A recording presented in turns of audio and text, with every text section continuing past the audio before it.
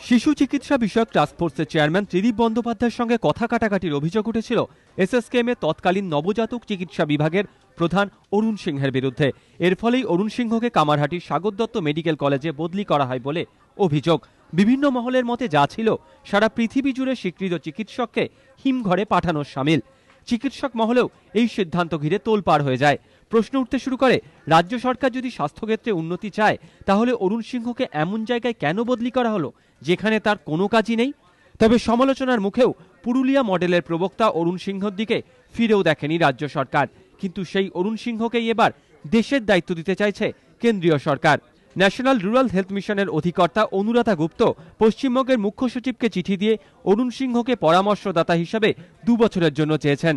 চিঠিতে বলা হয়েছে, সারা দেশে শিশু চিকিৎসার ক্ষেত্রে কেন্দ্র বড় ধরনের পরিকল্পনা নিতে চলেছে, যাতে অরুণ সিংহের মতো অত্যন্ত অভিজ্ঞ চিকিৎসককে দেশের স্বার্থে প্রয়োজন। চিকিৎসক মহলের মতে স্পষ্টতই কেন্দ্রের এই বক্তব্য অরুণ সিংহের প্রতি রাজ্য সরকারের মনোভাবের পরিপন্থী। রাজ্য যাকে গুরুত্বই দেয়নি তাকে এবার গুরুত্ব দিচ্ছে দেশ।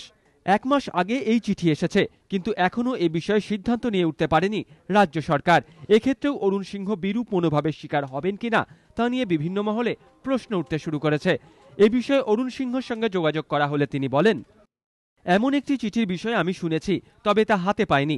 সারা দেশের জন্য এমন কাজের সুযোগ পেলে আমি করব।